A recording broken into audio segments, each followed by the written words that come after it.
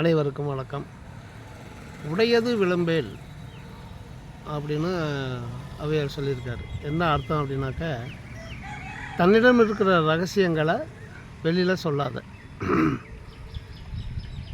அது சொன்னால் ஆபத்து. இதை விளக்கத்துக்கு ஒரு கதை. ஒரு ஊரில் மல்யுத்த வீரன் ஒருத்தன் இருந்தான். அவன் மிக்க பலசாலி. அவனை போட்டியில் யாருமே ஜெயிக்க முடியாது.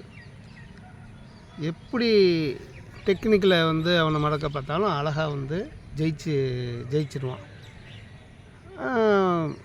பணமும் புகழும் வெற்றியும் அதிகமாக கிடைக்கிறவங்களுக்கு போட்டி பொறாமையும் கூடவே சேர்ந்து வளர்ந்துடும் இல்லையா?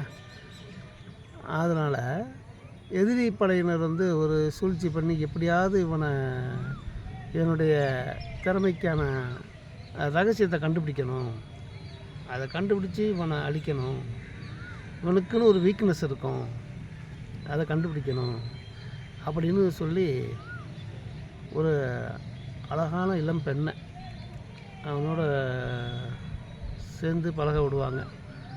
அவன் ரொம்ப எச்சரிக்கையாக தான் இருந்தான். ஆனால் எல்லாத்துக்கும் ஒரு பழகினம் இருக்கும் இல்லையா?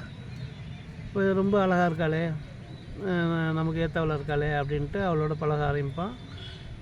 தண்ணீரையில் பழகிற அளவுக்கு நட்பு வளர்ந்துடும்.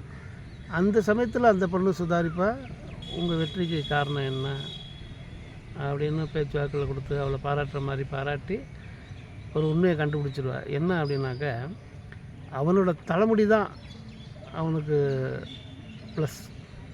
அந்த தலைமுடி இல்லை அப்படின்னாக்கா அவனுக்கு புத்தி வேலை செய்யாது. அவனே சொல்லிடுவான். இதை தெரிஞ்சுக்கிட்டு எதிரிகிட்ட சொல்லி அவனை ஒரு நாள் மயக்க மருந்து கொடுத்து மொட்டை அடிச்சிடுவான். அப்போ அவனுக்கு எந்த இதுவுமே பண்ண முடியாது.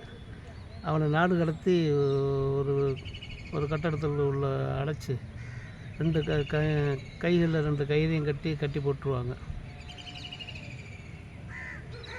அதுக்கு பிறகு பல போட்டிகளில் மற்றவங்க ஜெயிச்சுக்கிட்டு இருப்பாங்க.